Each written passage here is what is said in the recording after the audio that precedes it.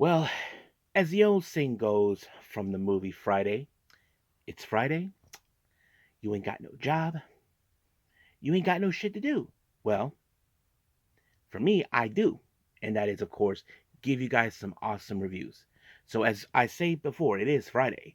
So, we got AEW Rampage featuring talent like, of course, Mark Briscoe, Hikaru Shida, LFI, and, of course, Ricochet in the main event. And then we're going to see who levels up on this latest episode of NXT Level Up. And then, of course, but before those two reviews, we're going to go back to back with some Noah events, and this one is part of the Monday Magic Autumn, which is episode 1, 2, 3.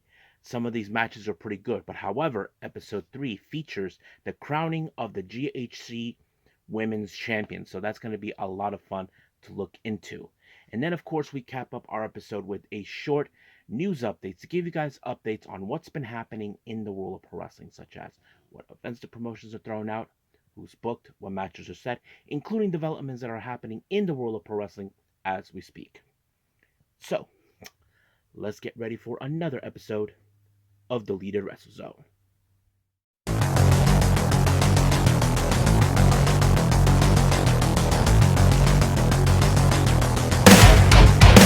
Are you ready? Get up, get up! Get up, get up! Get up, get up! Get up, get up! Get up, get up! Get up, get up! Hey everyone, welcome to the Lead It Wrestle Zone. All things that it's pro wrestling with AEW, NXT, New Japan Pro Wrestling, TNA, the National Wrestling Alliance, various promotions, wrestlers, matches, and championships. I am your host, J-Rod here. So, if you are new to the channel, welcome. This is the channel where we do a lot of pro wrestling reviews from various promotions, not only here in the United States, but also in Japan, Mexico, Canada, Europe, the UK, anywhere in the world pro wrestling is not as big, but it continues to grow. We also, of course, do discussion videos, talk about various topics such as the wrestlers themselves, the promotions, factions, storylines, whatever we want to talk about. We also, of course, do more news updates. If certain information was unable to be on this episode, we can either put it on the next episode or on a separate video by itself.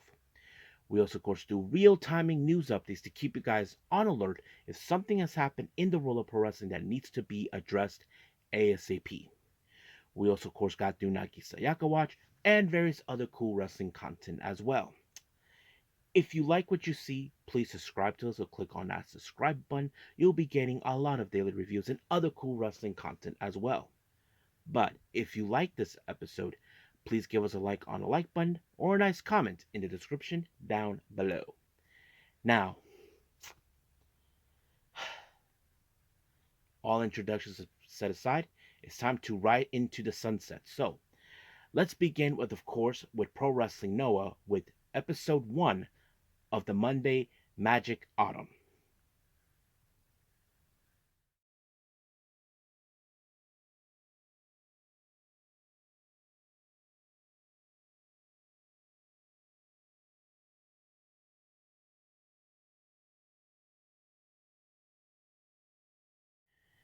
Orida okie dokie. So, let's begin. Now, this is from Pro Wrestling Noah. This is a show based out of called Monday Magic Autumn. Now, this is a show produced by none other than Nosawa Rungai, and he is, of course, in charge of it.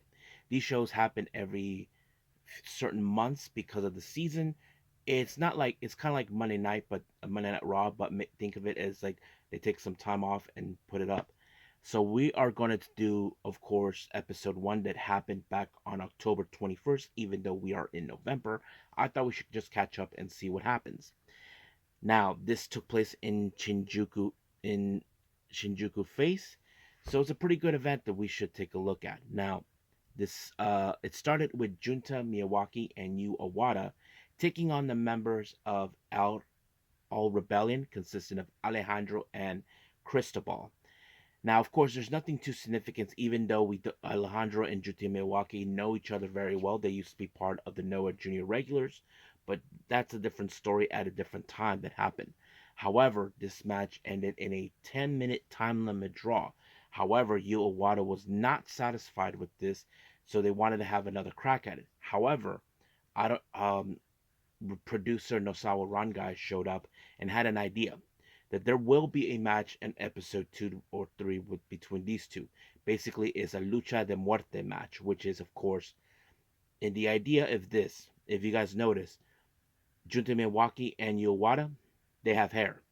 Cristobal and Alejandro, they have masks. So the idea is this: whoever loses the match will be in a match that goes either mask versus mask or hair versus hair. That's going to be a very interesting match, but we'll get to that at some point.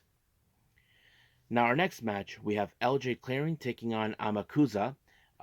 Pretty good match, not gonna lie. I mean, these two are good junior heavyweights, but however, Amakusa was the one who picked up the win when he applied the spiral tap, and just like that, it was over. Ooh, excuse me. Next match, our current GHC Junior Heavyweight Champion takes on Hikaru Sato. Now, Hikaru Sato is a very tough individual, but when it comes to Daga, he is determined to protect his kingdom, which I'm referring to, of course, the title, which, of course, if Sato wins, he will get an opportunity, and he does not want that. But it was Daga's Diablo Wings that made the real difference, that allowed him to ensure no challengers would challenge him. Our next match, we have a bit of a 8-man tag. We have, of course, Hayata, Tadasuke representing Rattles. They team up with Anthony Green and Vinny Masario. Now, if you guys know this, Tadasuke and Anthony Green used to be part of GLG, but not anymore. But they face against Ulka Zazaki, Dragon Bane, Hijo de Dr. Wagner Jr., and Eita. Now, it was a pretty good match. I'm not going to lie. I wasn't too significant what this is going to happen. But, however, it was Sasaki with his submission techniques that allowed him to pick up the win against Tadasuke. And just like that, it was completely over. Our next match, we have Titus Alexander, the franchise, taking on the Supernova and the current GHC heavyweight champion, Kaito Kiyomiya. It was a pretty good match, not gonna lie. I mean, Titus Alexander is an amazing wrestler. I've seen him, even witnessed him up close, pretty good wrestler. But unfortunately, he ended up in a somewhat move that has been done before, kind of like the Last Supper, which is a move that Darby Allin did in his early years, but it was effective.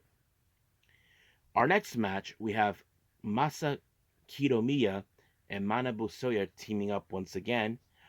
Those who know this, these guys were part of Congo, which was disbanded by Keno. They face against their former boss, Keno, and he teams up with Blue Justice, Yuji Nagata. So, of course, there was going to be some great moments, not to mention seeing Nagata doing, if you guys know this or not, Keno found respect with Yuji Nagata due to the fact that he finally beat him. He couldn't even beat him for a long time. But however, it was Keno who made the deciding factor with the crossface onto Masa Kidomiya, and just like that, it was over. So that's pretty much what happened on episode 1 of the Monday Magic. Let's move on with episode 2.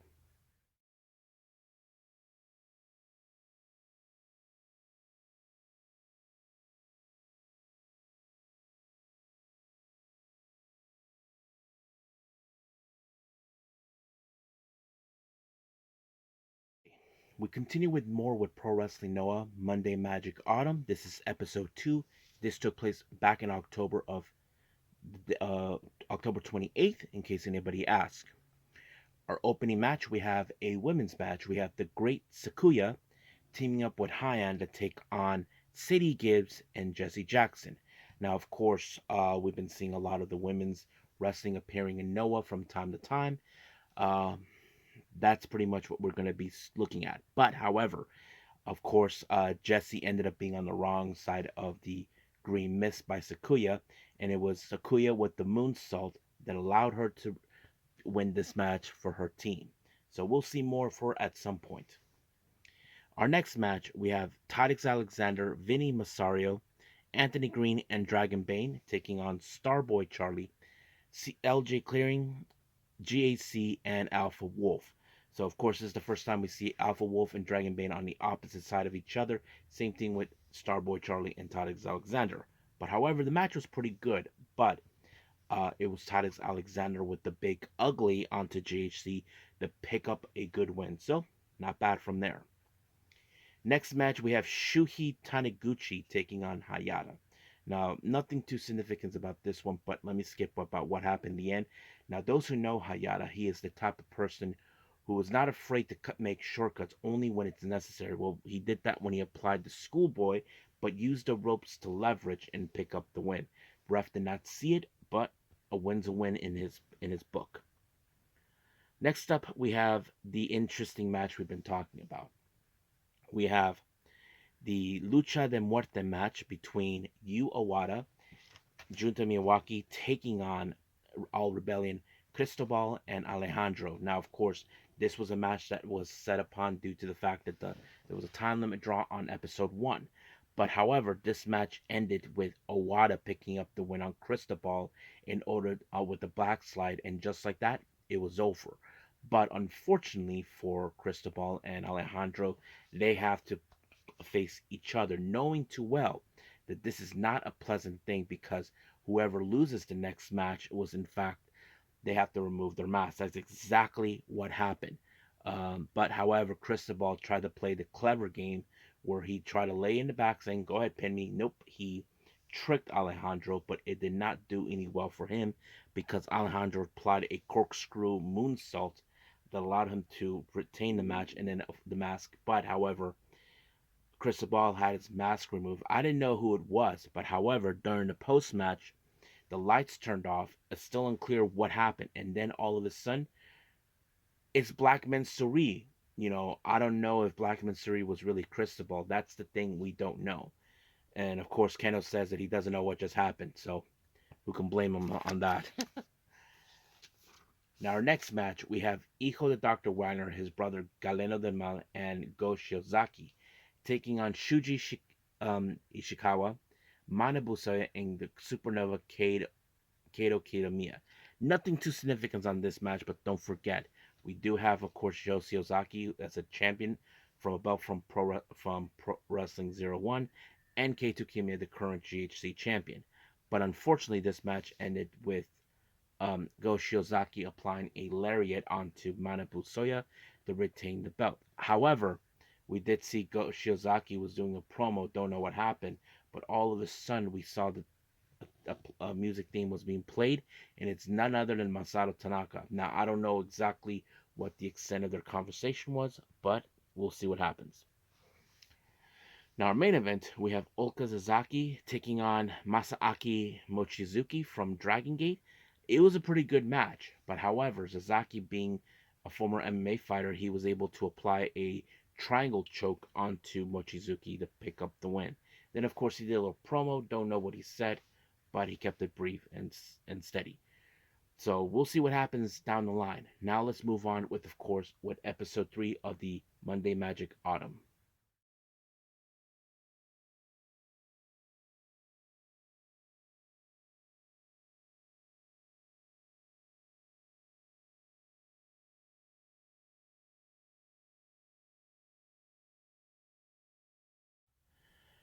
As we continue once again with more of Noah's Monday Magic Autumn, this is episode 3. This is the much recent show that took place on the 11th of November. Now, Nosawa Rangai, who is the producer of the show, comes out. He introduces the brand new GHC Women's Championship. Now, those who know this, I put out a report on this, but let me give you guys a quick background on this one before we proceed any further. The GHC Women's Championship was something that was brought upon by none other than Jungle Kiona. Now, Jungle Kiona earlier this year or last year, she mentioned something that even though she respects Kairi Sane, who was at the time the IWGP Women's Champion, if New Japan has this belt, then why can Noah have the GHC Women's Championship? This was creating a buzz, and now that this was happening, this was going to be a reality. Now, the obvious question many people may ask, well, how would they utilize it? Some people saying that New Japan do not utilize the IWGP Women's Championship that very well. We'll just have to wait and see how that goes. But right now, let's begin with our very first match until we get to that. Our first match, we have Takuya Sugawara, Sugawara or something like that, taking on Masato Tanaka, teaming up with Tanaka, taking on Shuji Kondo and Shuji Ishikawa. So yeah, we got two Shujis. Let's call them the Sujis, it's just for the heck of it. But this match ended, of course, with Shuji Kondo applying a lariat onto Takuya. Just like that, it was over. Next up, we have a bit of a five-way match. We have Dragon Bane versus Alejandro versus Starboy Charlie versus Eita versus Amakusa. So anything could happen. I mean, there was a lot of spots coming because all these wrestlers are all junior heavyweight competitors. But it was Amakusa with the of course spiral tap that ended the match on Alejandro, and just like that, it was over. Now, our next match, we have Vinny Masario, Anthony Green, El Hijo de Dr. Wagner Jr., Ulka Zazaki. No, yeah, never mind. It was a six-man. We have Vinny Masario, Anthony Green, and Hijo de Dr. Wagner taking on Ulka Zazaki, um, Masakito Mia, and Manu Bosoya. Now, things were going well at some point of this match, but however, this match ended in a no contest thanks to the interference of Jack Morris. I don't when he attacked Sasaki. I don't know what was the purpose. We know that, of course, Jack Morris has started beginning a brand new faction. That is something we will see at some point, but we just don't know when. Now, our next match, this is from the West Coast Pro promotion. Their championship, the West Coast Pro title, is defended. Kevin Blackwood defends his belt against the former champion, Titus Alexander. Now, those who know this, wrestlers from West Coast Pro had done shows with, of course, Noah in the past, and this is one of them. You would think that Kevin Blackwood would definitely try to retain the belt. He has been a strong champion, but however, it was Titus Alexander with the big ugly that allowed them to pick up the win, so not too shabby. Now, for our next match, we have, of course, a semi main event in a crowning of the GHC Women's Championship. We had many wrestlers coming from Mighty Gold and other promotions that were making their way on this one, too. So let's begin on that. Who's involved on this one? Let me pull up on my phone. I did not write notes. We have Yu, Utami Aishida, Takumi Iroha, Sadie Gibbs, Nightshade, Miyuki Takase, Miku Ono, Great Takuya, Shigusa Nagayo, Bozilla, and Kyuki Amari.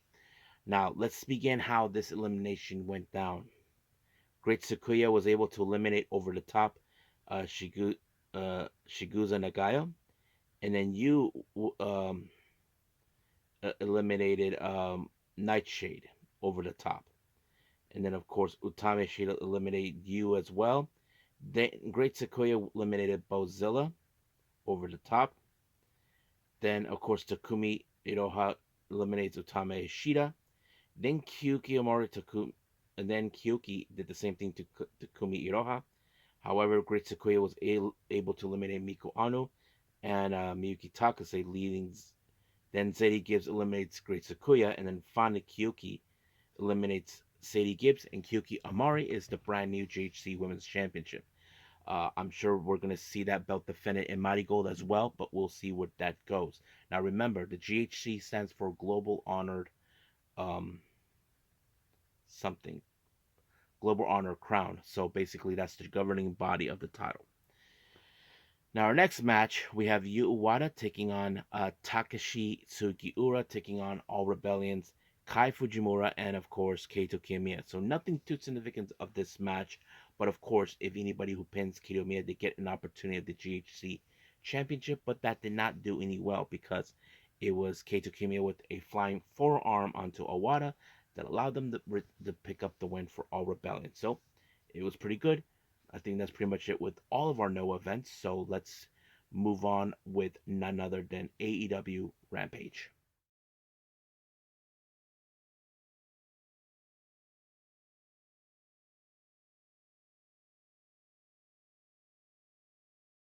Okay, AEW Rampage. We opened up with Hikaru Shida taking on Layla Gray. Now, of course, you will all think that's how it's going to end with Hikaru Shida winning. Not going to take away anything from Layla Gray. We know she's a good talent, but however, Hikaru Shida is a much bigger star. Now, originally, would have presumed that she was going to use the katana in her favor to win this match. Nope, this match ended with her applying the Falcon Arrow, and just like that, it was over. Now, we did see an interview with Renee Paquette talking to Harley Cameron. Now, many of you know this that Harley Cameron is a little cuckoo, thinking she knows everything. So she will be dealing with Mina Shirakawa and Collision. So if you guys notice, she's trying to dress up like her. Well, there's only one Mina, and I'm sure Mina Shirakawa is going to kick her butt. So we'll see what happens. Now, our next match, we have Mark Briscoe taking on the, well, the morons part of the Premier Athletes, Arya Davari, along with that idiot, Smart Mark Sterling. Now, of course, we know that Mark Briscoe is the toughest SOB on the planet. But when it comes to Mark Sterling being all dumbass, for being an attorney, he thinks he can get away with anything. But thank God for Rocky for dealing with this moron. And that's exactly what he did. But, however, it was Mark Briscoe with the froggy bow that ended things for Davari. And just like that, over. 1, 2, 3, we are done. Now, speaking of Rocky Romero, Rocky was in a match against Komander, but however, it appears that MVP has been watching this match. It's still unclear what he was doing. Excuse me. But it was a pretty good match, not gonna lie. But I figured that this match was gonna fall in favor of Komander when he applied, of course, the springboard shooting star press, and just like that, it was over. Now, Lex Lanier conducts an interview with Anna Jay due to the fact that she is putting everything on the line. She will be facing Mariah May for another opportunity of the AEW Women's title. If Anna Jay does not win, she will not get another opportunity as long as Mariah May is still the champion. However, Tail Valkyrie comes up, try to act like they think they're friends, but Anna Jay knows her worth, so she doesn't need that kind of stuff. So we'll see where that goes from there. Now, our next match, we have the members of LFI, Beast Mortos and Rush, taking on Richard Holiday and Alec Price. Now, of course, you can guess that this match ended with LFI, all thanks to Rush applying the bull's horn, and just like that, it was over. Now, Lex Lanier conducts an interview with MVP. Of course, MVP was scouting talent, and of course, Komander is one of those people that he has been looking at. So it seems that he has his eyes set on him, so it's still unclear more. But don't forget, he has to contend against Swerve because Swerve, as you know, consider himself thinking that, oh, he's the most dangerous person, but MVP begs to differ. But we'll see what happens down the road. In our main event, we have Ricochet versus Dante Martin. I knew this match was going to be pretty good due to the fact that he can deliver some good spots. But in the end, it was Ricochet with the elbow that took out Dante Martin, and just like that, it was completely over. So I thought it was pretty good. So we'll see what happens on Collision. But right now, let's move on with our last and final review, and that is, of course, NXT Level Up.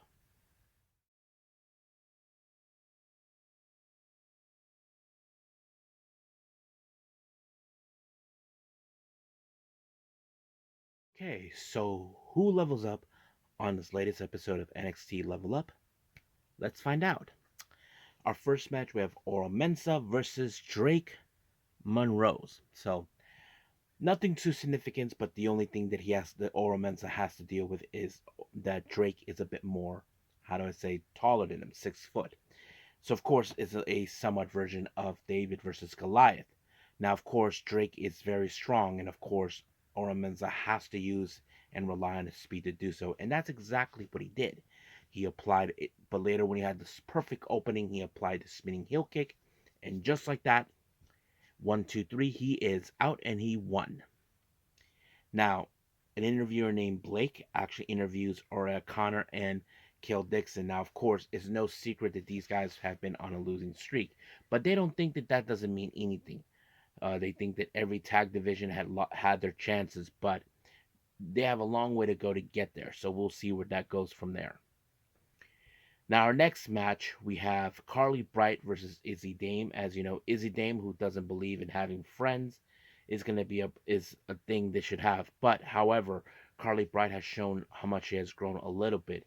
But unfortunately, Izzy Dame applied a somewhat smaller version of a sit-down powerbomb in order to pick up the win.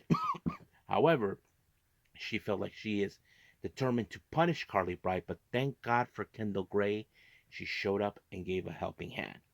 But later we did see Izzy Dame, who was not happy with how this thing happened. Even though she won, she's not happy that she did not get to send her message loud and clear.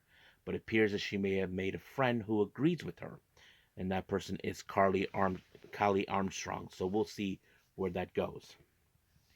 Now, our main event, we have the members of the family, Stax, uh, and of course Luca Grosofino taking on Uriah Faber and Kill Dixon. Now, so far so good. Dixon and Connors did try to play out pretty well, but however, when it comes to Stax and Luca, they were able to prevail it when Luca when Luca pinned Uriah Connors, and just like that, uno, dos, tres, adios. Just like that, it was over. So I think we are done with all the reviews with this one, and let's move on with our last and final thing, news updates.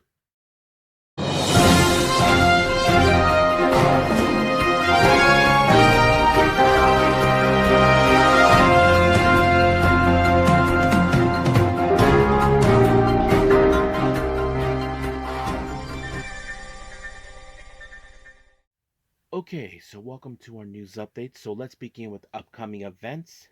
Let's start with Ladies Night Out 14 that will happen on the 1st of December. We have a match that was announced, a three-way match, a triple threat. Dream Girl Alley versus Zaya Brookside versus Gemma.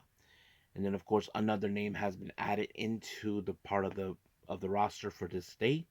We have Hollywood Haley J. So yeah. Now, as you know, we have two events happening on the 11th of January of 2025. The first one is from Prestige Wrestling for Roseland 10. Kevin Blackwood will be in action. He will take on um, Josh Alexander. So that's going to be a lot of interesting fun. New Japan, as you know, will be making the return to San Jose, California for the upcoming Battle in the Valley, also on the 11th of January in 2025. Now for our only two developments that are happening. It's been reported that Konnan is been hospitalized for weeks with serious health issue. Now, guys, I don't like Konnan, the things he's been saying, but however, I do not wish anything to happen wrong for him. But I hope he recovers, that he is getting all the help and medical treatment that he needs. So prayers are to Konnan and to his family. Fightful Select reports that Scott D'Amore was visiting the WWE Performance Center just recently, taking a tour of the facility and having informal conversations. Now, it's no surprise that recently we have seen Scott D'Amore brought back Maple Leaf Pro Wrestling. I wouldn't be so surprised if WWE are trying to get him on board. We know that there have been some dealings these guys have done with Scott D'Amore in the past, but we will see where that leads us. So we'll stay tuned on this matter with Scott D'Amore. Hopefully, we'll get more information, but we'll see. I think we are done for right now, so let's just call it a day. Well, I hope everybody enjoys this episode. I hope you guys enjoyed the three Magic Monday events. I'm sorry that I had to do the ones that went back all the way to October, so I thought we should catch up. I may do that again at some point, mostly with the Evolution shows from last month, but we'll get to that at some point. But at this moment, let's just focus on what we can. For our next episode, as we speak, the latest Stardom New Blood show is happening. But that'll be that, and then the AEW Collision. So we'll see what happens from here on out. I will be seeing how things will play out, and then we'll go from there. So until then, I will see you guys in the next DWZ time, same DWZ channel. I must bid all of you adieu. So, goodbye, and have a nice day. Bang.